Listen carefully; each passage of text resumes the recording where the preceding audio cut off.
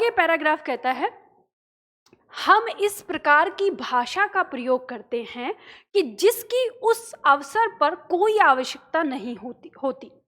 मतलब हम ऐसी भाषा शैली या ऐसी भाषा का प्रयोग कर देते हैं कभी कभी सामने कि जो उस भाषा की वहाँ ज़रूरत भी नहीं थी, लेकिन हमने फिर भी वहाँ पे उसको बोला या उसको कहा।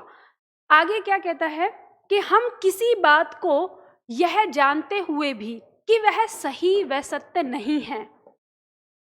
अब ये आज की दुनिया की बात कर रहे हैं। देखो पैराग्राफ ये आपका बहुत पुराना लिखा हुआ है, लेकिन वर्तमान समय में जो हो रहा है, अगली लाइन कह रही है, हम किसी बात को यह जानते हुए भी कि वह सही व सत्य नहीं है, लेकिन उसके प्रति निष्ठा या विश्वास इस तरह प्रकट करते हैं जैसे हमारे लिए वही एकमात्र सत्य है। आजकल देखते हो ना व्हाट्सएप पे, हम जानते हैं कि झूठी खबर है, लेकिन हम फिर आगे एक दूसरे को फॉरवर्ड करते रहते हैं, या हम झूठी खबरों पर पूरी तरह से विश्वास करते हैं कि जैसे मान लो कि एकमात्र ये ही सत्य है। हम सब यह इसलिए सरलता से कर लेते हैं क्योंकि आज पाखंड व दिखावा हमारे जीवन का एक अभिन्न अंग बन गया है। क्योंकि हम इन सब चीज़ों पर विश्वास क्यों कर पाते हैं? क्योंकि हम ये जानते हैं कि जो दिखावा करता है वही सही है, जो आगे दिखा रहा है, जो अपने आप को दिखा नहीं रहा, जो व्यक्त नहीं कर रहा, मतलब वो कुछ है ही नहीं। तो हमारे जीवन का जो हिस्सा बन चुका है वो क्या है? पाखंड और दिखावा, वो हमारे जीवन का हिस्सा बन चुका है। आज हम में से अधिकांश लोगों की स्थिति मुंह में कुछ और मन में कुछ और वाली बन गई है। मतलब हमारी जो स्थिति है वो ऐसी है कि हमारे मुंह में, यानी जो हम बोल रहे हैं सामने, वो कुछ और कह रहे हैं, और हमारे दिल में, हमारे मन में कुछ और ही है। तो ऐसी स्थिति बन गई है आज के समय में हमारी। ठीक है, तो यहाँ पे लेखक ने अपनी बात कही, उसने अपनी बातें बताई। अब देखते हैं कितनी चीज़ें आप लोगों ने समझी हैं यहाँ पर। तो यहाँ पर प्रश्न संख्या 6 हमारे सामने दिया हुआ है, और जल्दी से इसमें आपको बताना है। प्रश्न कह रहा है, हमारे जीवन का अभिन्न अंग किसे, हमने जीवन का अभिन्न अंग किसे बना लिया है? पहला ऑप्शन है भाषा को, दूसरा ऑप्शन है पाखंड और दिखावे को, तीसरा ऑप्शन है निष्ठा व विश्वास को, चौथा ऑप्शन है सरलता को। और मुझे उम्मीद है कि आप सभी लोग इसका आंसर बिल्कुल सही देंगे, और मैं चाहती हूँ कि कोई भी इसका आंसर गलत ना दे। तो जल्दी से बताइए फटाफट से, प्रश्न संख्या 6 का आंसर क्या होगा? आप सब लोग जल्दी से बताइए फटाफट, प्रश्न संख्या 6 का आंसर क्या होगा? बहुत सुंदर, सही आंसर आप लोग दे रहे हैं। जल्दी से बताइए फटाफट फटाफट। कोई और भी है जो इसका आंसर कुछ गलत तो नहीं दे रहे? बहुत सुंदर, बहुत बढ़िया, बेहतरीन, सभी लोगों ने इसका आंसर बी बताया है, पाखंड और दिखावे को। ठीक, चलो नेक्स्ट, नंबर 7 हमारा कहता है, छलने की कला का हम किस प्रकार उपयोग करते हैं? छलने की कला का हम किस प्रकार प्रयोग करते हैं?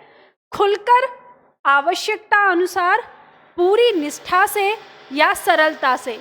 यहाँ पे आपको बताना है, 4 ऑप्शन आपके सामने दिए हैं कि हम छलने की कला का प्रयोग किस प्रकार कर रहे हैं, मतलब हम छलने की कला का उपयोग किस प्रकार कर रहे हैं। नंबर 7 का आंसर बताइए जल्दी से फटाफट से।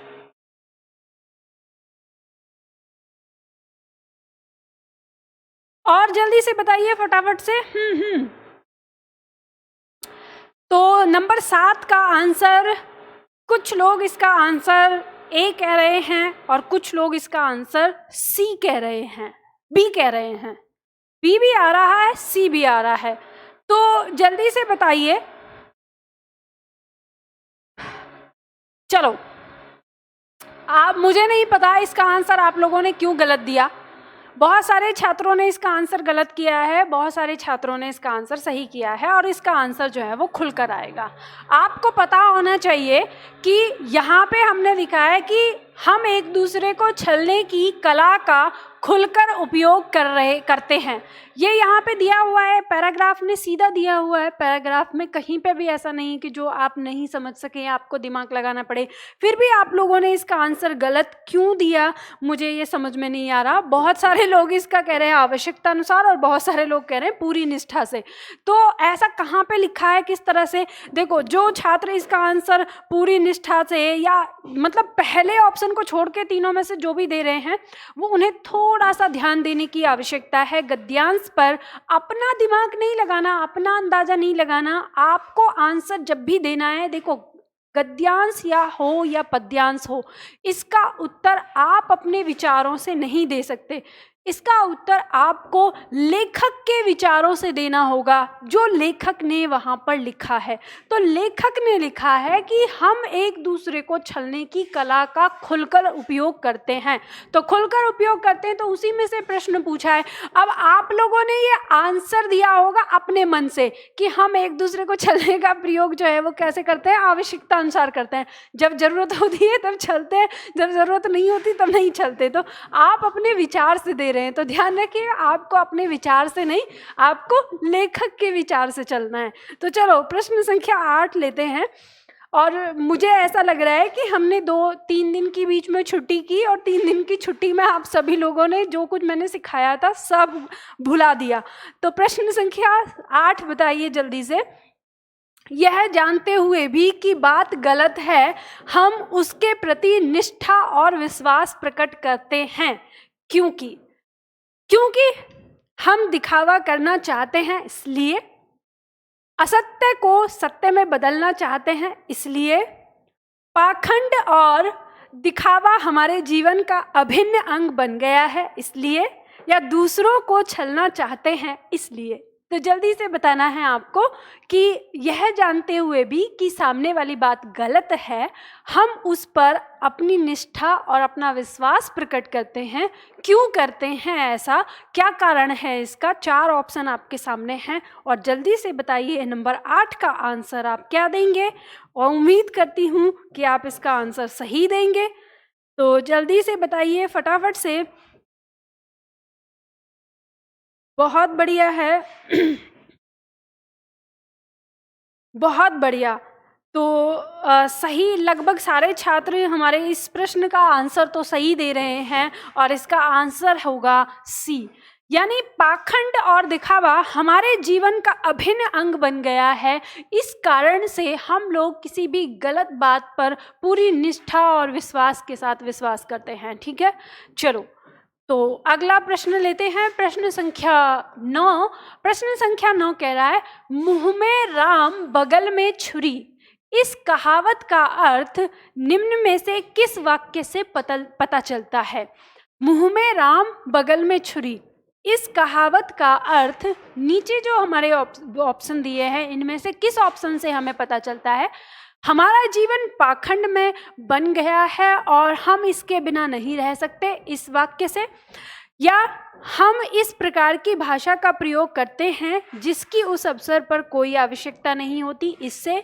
या मुंह में कुछ और मन में कुछ और, इस वाक्य से। या छलने की कला का खुलकर उपयोग करते हैं, इस वाक्य से। आपको बताना है जो आपकी कहावत है, यानी जो आपकी लोकोक्ति है कि मुंह में राम बगल में छुरी, इसका भावार्थ किस पंक्ति से निकल रहा है? A, B, C, D, इनमें से बताना है आपको किस में से निकल रहा है। और उम्मीद करती हूँ इसका आंसर भी आप लोग सही देंगे, बिल्कुल सही से। तो नंबर 9 का आंसर आप लोगों ने सही दिया, बहुत सुंदर। इसका आंसर सी होगा, मुंह में कुछ और मन में कुछ और। ठीक है, चलिए अगली पंक्ति, अगला प्रश्न हमारे सामने है, प्रश्न संख्या 10। प्रश्न संख्या 10 कह रहा है, प्रस्तुत गद्यांश का उपयुक्त शीर्षक है। तो शीर्षक आपको बताना है, 4 ऑप्शन आपके सामने दिए हैं, छलने की कला, दिखावा, पाखंड, आधुनिक जीवन का सत्य, पाखंड व दिखावा। 4 ऑप्शन आपके सामने दिए हैं, और जल्दी से आंसर बताइए क्या आंसर होगा। फटाफट से अपना अपना आंसर बता दीजिए, फिर मैं आपको बताती हूँ कैसे आप किसी शीर्षक को चुनते हैं, क्या ध्यान रखना है। आप लोगों को ये बात पता है। मैंने आपको बताया है कि जब भी किसी गद्यांश का शीर्षक आपको चुनना है तो आपको उसके मूल विषय पर ध्यान देना होगा, यानी इस गद्यांश में लेखक किस ओर ध्यान दिलाना चाहता है, वो उसकी मेन बात क्या है जिसको दिमाग में रखकर उसने इसको लिखा है। तो हमें ये सोचना है कि वो कौन सी बात है जिस पर वो फोकस कर रहा है, जिस पर वो प्रकाश डाल रहा है। तो हमें ये पता होना चाहिए और आप लोगों का आंसर ही बताएगा कि यहाँ पर लेखक के मन में वो क्या बात है जिस पर उसने प्रकाश डालने की कोशिश की है। तो जल्दी से बताइए, यहाँ पर भी लगभग हमारे छात्रों का आंसर सही आ रहा है और आप लोगों ने सही पहचाना। इसका आंसर होगा सी, पाखंड, यानी आधुनिक जीवन का सत्य। मेन जो फोकस है ना वो ये चीज है, आधुनिक जीवन का सच। इस हमने पैराग्राफ में ये जाना कि जो वर्तमान समय में हम जो जीवन जी रहे हैं वो कैसा है, वो क्या है, उस चीज़ को हमने यहाँ पे जाना है। तो पाखंड, पाखंड जो हमारा पाखंड में ही आ गया, दिखावा और ये सारी चीज़ें करना।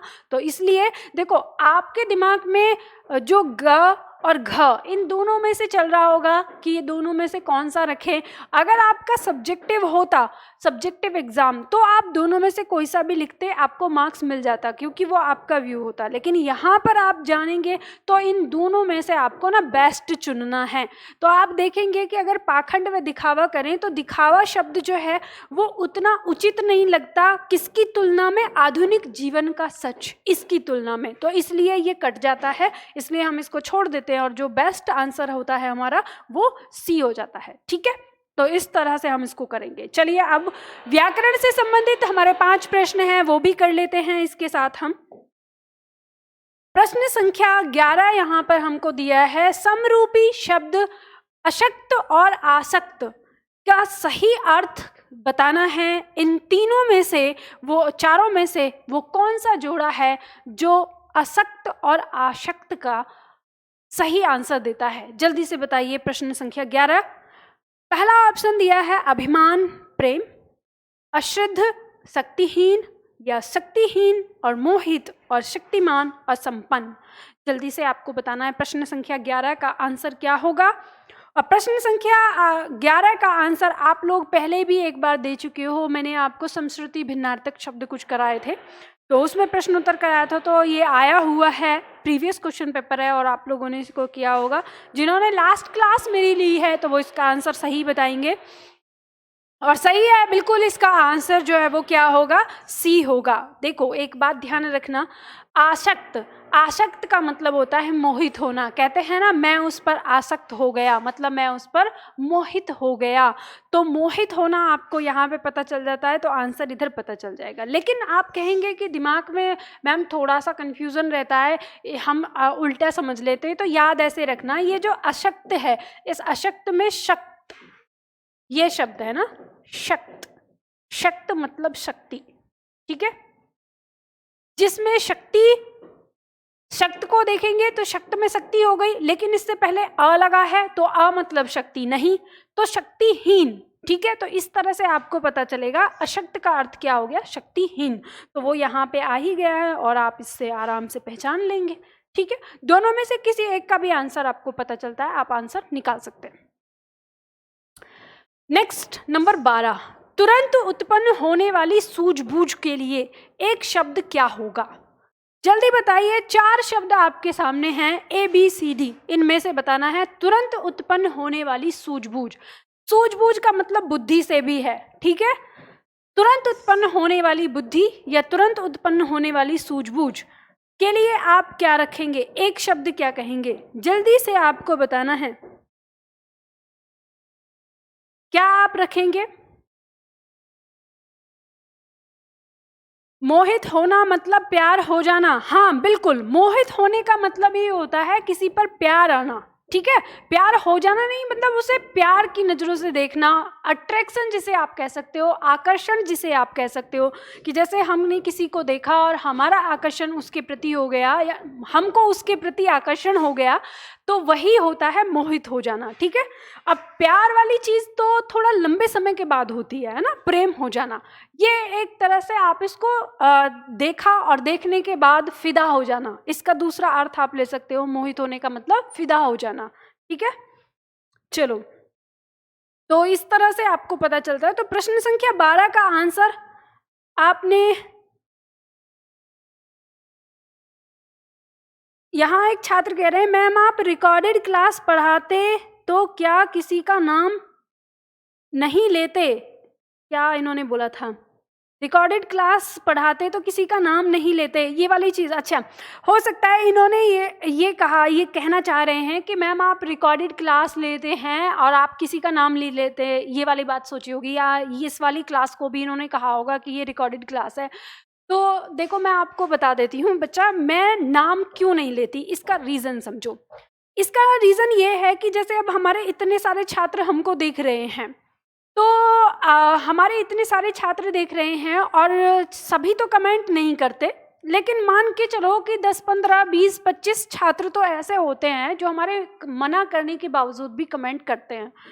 लेकिन क्या सारे छात्रों की कमेंट ले पाना या उनके नाम ले पाना यहाँ पे मतलब पॉसिबल हो सकता है? नहीं हो सकता। तो मेरे अंदर ना एक बात है, खास बात है कि मैं ना तो किसी को स्पेशल बनाती हूँ अपने जीवन में, और ना ही मैं किसी को एकदम से बैकफुट पे डालती हूँ। मेरे लिए मेरे छात्र सब समान हैं। जितने भी मेरे छात्र हैं सब मेरे दिल के करीब हैं, सभी मुझे उतने प्यारे हैं, सभी के लिए मैं उसी भाव से महसूस करती हूँ जिस तरह से मैं किसी एक छात्र के लिए करती हूँ। तो यही कारण है कि मैं आप लोगों का नाम नहीं लेती। नाम लेती हूँ तो बहुत सारे छात्र हमारे नाराज़ हो जाते हैं कि मैम आपने मेरा नाम नहीं लिया, आपने उसका लिया, मेरा नहीं लिया। तो ये कारण है कि मैं आप लोगों का नाम लेने से बचती हूँ, और मैं कोशिश करती हूँ कि आप लोगों का नाम न लेके मैं आप सभी को छात्र कहूँ, जिससे आप सब एक शब्द में आ जाएं और आप सब लोगों तक मेरा प्यार दुलार आप लोगों तक पहुँचे। ठीक है, तो चलो, ये बात आपको समझ में आई। तो तुरंत उत्पन्न होने वाली सूझबूझ को हम प्रत्युत्पन्न मति कहते हैं। ठीक है, ये भी आंसर इसका होगा, और आप सभी लोगों ने आंसर भी सही दिया था। चलो आगे बढ़ते हैं। अगला प्रश्न यहाँ पर है प्रश्न संख्या 13। प्रश्न संख्या 13 कह रहा है तलवार की धार पर चलना का अर्थ क्या होगा? और इसको हम एक बार पहले भी कर चुके हैं, और देखो ये फिर दोबारा हमारा इसमें आ गया। तो तलवार की धार पर चलना क्या कहते हैं, मतलब इसका अर्थ क्या होगा, और जल्दी से आप बता दीजिए फटाफट से। तो प्रश्न संख्या 13 का आंसर डी हो जाएगा। आप लोग पहले ही कर चुके हो, कठिन कार्य करना। ठीक है, तो इस तरह से प्रश्न हो गया। अगला प्रश्न बताइए जल्दी से। प्रश्न संख्या 14 है। प्रश्न संख्या 14, सावधान का विलोम क्या होगा? सावधान शब्द का विलोम क्या होगा? प्रशांत, अरे इसे 1 मिनट के लिए बोल दो ना, 10-15 मिनट थोड़ा वेट कर लेगा, क्लास चल रही है।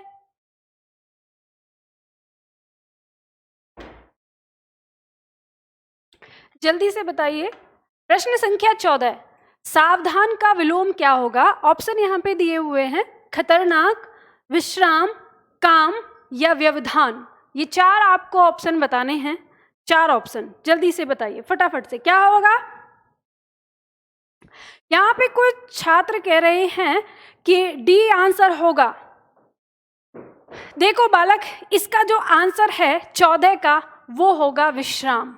आप कहेंगे कैसे? तो जो छात्र आरएसएस के स्कूल में पढ़ते हैं ना, उन लोगों को तो पता होगा, सावधान विश्राम है ना, विलोम।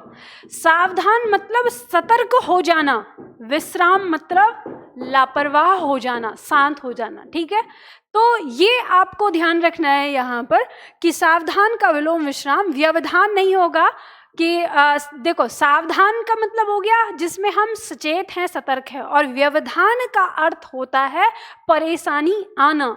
तो ये इसका विलोम नहीं होता, ये बात ध्यान रखिएगा। ठीक है, तो आंसर आपका बी होगा, ये आपको बात में समझना है। चलो शब्दावली की फोटो कहाँ से मिलेगी? शब्दावली की फोटो क्या नहीं है यार, पीडीएफ की बात कर रहे हैं। स्क्रीन पे जो नंबर दिया है कॉल कर लीजिए उस पे, है ना। प्रश्न संख्या 15 निम्नलिखित में से कौन सा शब्द पुल्लिंग है? पुल्लिंग शब्द आपको यहाँ पे बताना है।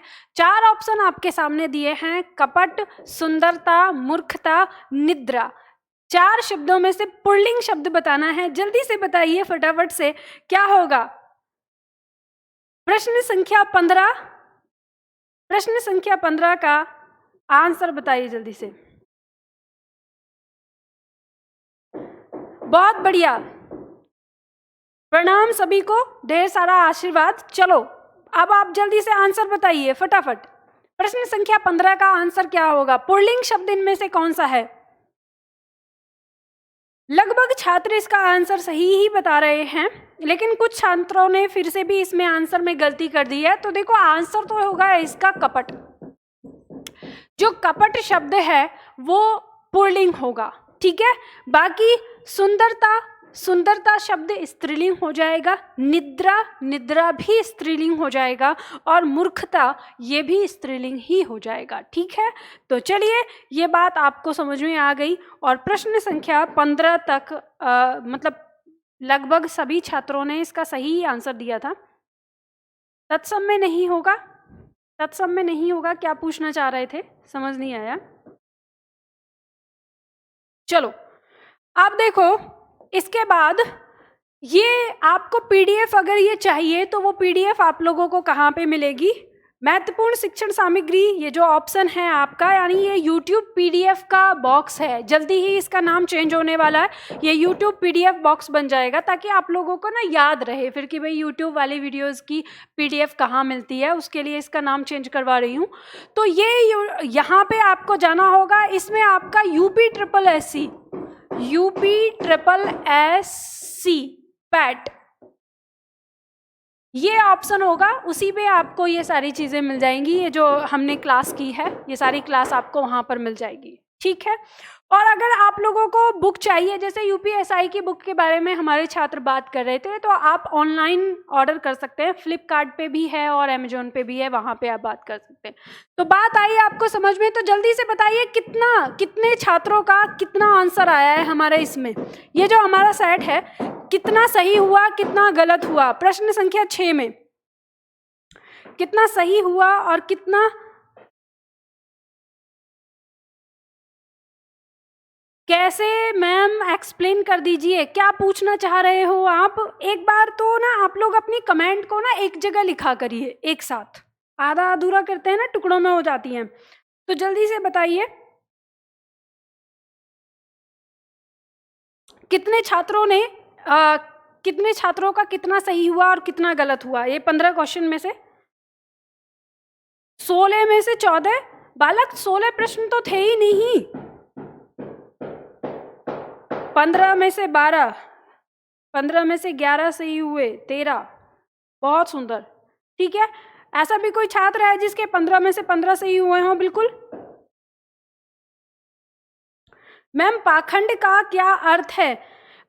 बच्चा पाखंड का मतलब होता है दिखावा, ढोंग करना, ठीक है। पाखंड का अर्थ है एकदम सही सटीक देखिए तो ढोंग करना, नाटक करना। जब हम किसी चीज को जो नहीं है, बस मतलब जो हमारे पास है भी नहीं, बस हम उसका दिखावा कर रहे हैं, जबरदस्ती कर रहे हैं ना होते हुए भी, ठीक है, उसको कहते हैं पाखंड। मैम 3 गलत हुए हैं, चलो कोई बात नहीं, नेक्स्ट टाइम सही करिएगा, ठीक है। तो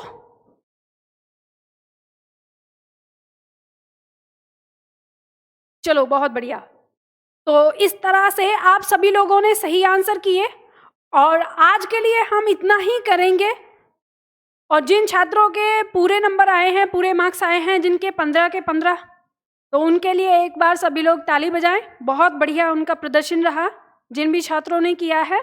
अब फिर वहीं पे नाम अभी मैं नहीं लूँगी, किसी का भी नहीं लूँगी, क्योंकि जिन छात्रों ने गलतियां कर दी हैं तो कोई बात नहीं, वो भी आइए। जब कभी नाम कभी किसी एक दिन लेंगे जब आप लोगों में कंपटीशन करवाऊंगी तब। अभी मैं आप लोगों को सिखा रही हूँ, इसलिए सभी छात्र मेरे लिए समान हैं।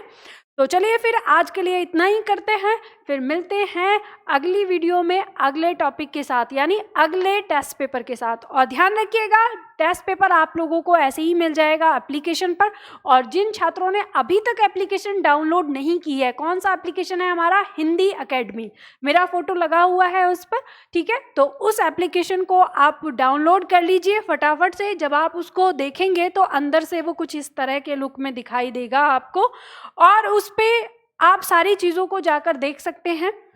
ये एप्लीकेशन फ्री है, इसके इंस्टॉलेशन के लिए आपको कोई चार्ज पे नहीं करना होता और ना ही आपका पैसा इसमें कटने वाला। एक छात्र ने पूछा था, मैम अगर मैं एप्लीकेशन डाउनलोड करूं तो कहीं मेरे अकाउंट से पैसा तो नहीं कट जाएगा?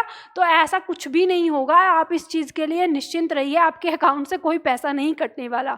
तो ये फ्री ऑफ कॉस्ट है, इसमें बहुत सारी चीज़ें आपको फ्री पढ़ने के लिए भी दी गई है, तो आप उनको पढ़िए, प्रैक्टिस करिए। हर सैटरडे को आपको इसमें टेस्ट मिलता है, तो टेस्ट पेपर दीजिए। बहुत सारे टेस्ट आप लोगों के लिए आने वाले हैं। मैम पत्र लेखन के लिए बता दीजिए। बिल्कुल, मैं जल्दी ही पत्र लेखन भी आप लोगों को करवाऊंगी, तो पत्र लेखन भी हम लेके आएंगे। इसके साथ ही एक छात्र ने कई सारे छात्रों ने एक चीज़ लिखा है कि मैम अपठित गद्यांश तो लगभग हमें समझ में आ गए हैं और हमें अपठित पद्यांश करा दीजिए। वो शायद 12th के स्टूडेंट रहे होंगे हमारे, क्योंकि अपठित जो अपठित पद्यांश हमारे होते हैं वो 12th में ही लगभग आते हैं, और हाँ MPSI में भी आते हैं। तो ठीक है, ये पैट की क्लासेस होने के बाद हम अपठित पद्यांश भी करेंगे जल्दी ही, ठीक है। तो उसको भी मैं जल्दी ही लेकर आऊँगी।